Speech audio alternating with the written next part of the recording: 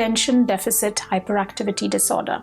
This is a disorder where sufferers find it impossible to focus on any thought or task for more than a few moments. Sitting still for any length of time is a struggle, and making split-second impulsive decisions is the norm for them. So, I set out on a quest to find out how my patients felt and were coping with this. 3 of these very kind people have agreed to talk about their difficulties before the treatment and the changes after. On the positive side, they have also discussed the strategies that have helped them.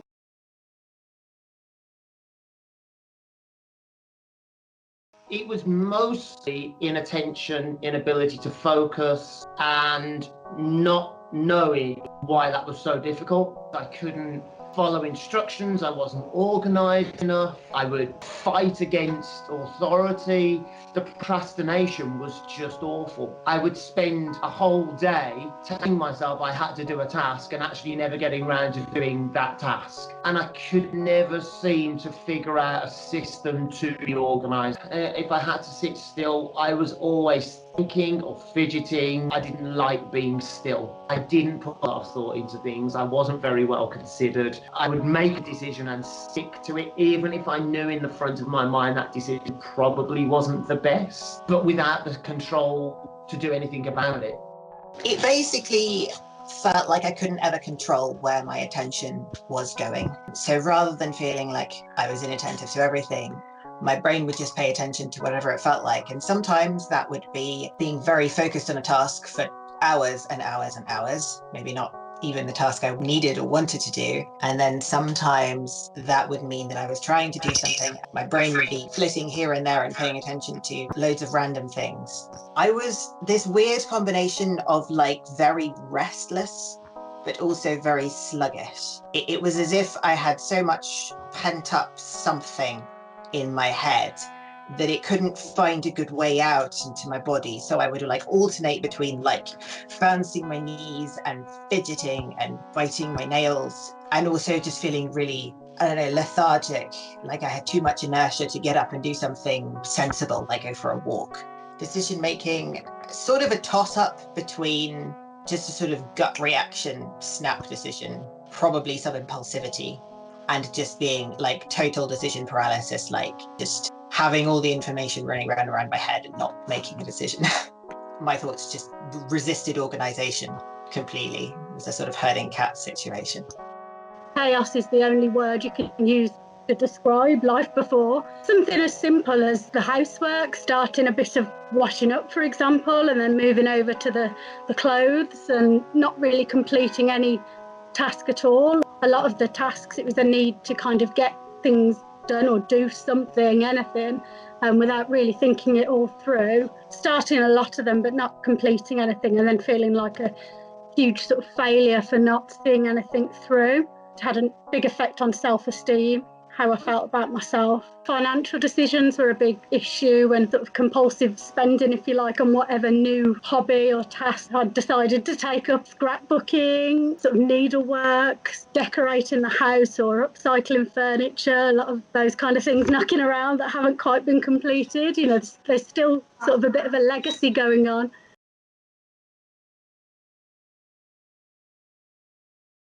Point I knew it was working.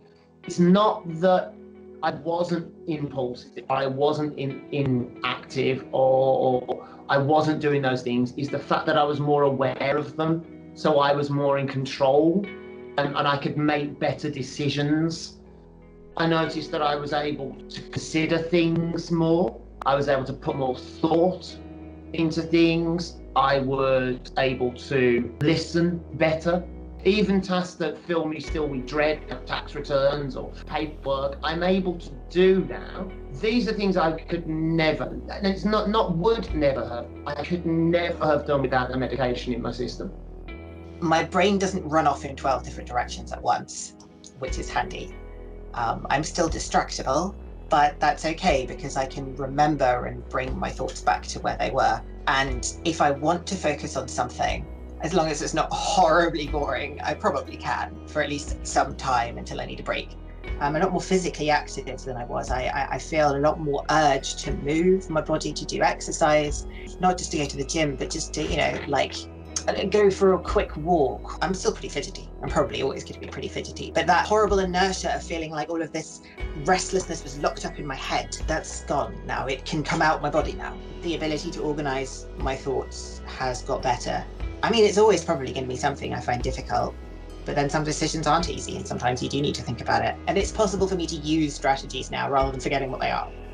Being able to sort of focus on one particular task and actually see it through to the end and actually see a successful result was really important. Being able to be more productive at work, keeping on top of housework better. It's not perfect, but better. Being able to help the children more with things they need, because I've got the patient, which was, quite difficult before, but also not feeling so overwhelmed by just everything.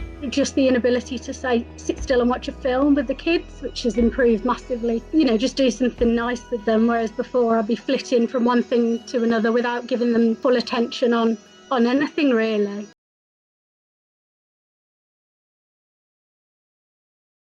I didn't really have a routine in place, and that was causing me a problem. I was trying but didn't. But focusing on different things to learn was helping. So I was breaking my day up with, I'll do an hour of computer language or an hour of video editing, and that was helping, despite knowing that there were other things I needed to do. Now I've got to focus in terms of trying to build a business again. I'm finding everything much easier. I'm planning my day better, and I'm just feeling more able to cope, and I'm feeling less bitter, if you like, about the situation, because I feel like I've got a chance to control it more than I had. I thrive on external feedback. So the external feedback I get from social media or talking on the phone to people about how positive this is helps me then go on and do more. And I think I've really needed that. Without that structure, I'd be finding things really difficult. Yeah, one, being kind to yourself. If all you do for a day is really sit, watch Netflix and eat macaroni, I don't know. You've done the important thing, which is stay at home. You've taken care of yourself. That's good enough. I would say the second thing is getting some fresh air. Now I know that for some people, obviously, they really, really can't leave their houses, but I've been getting out of my garden and I've been going to walks in the woods near my house, and just making sure, even if all I do is go out of my back door and pace up and down my garden for a few minutes, getting some fresh air every day has been really helpful.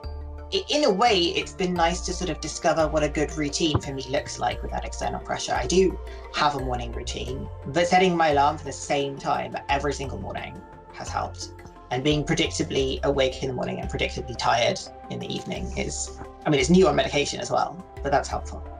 I've downloaded some focus timer apps on my mobile phone. There's a cute one with a little tree that grows from a seed. You can see the tree grow, and then once it's grown, you've done your period of time. So where I need to set aside specific times for either work or, with the children, I've tried to use that, which has been really helpful.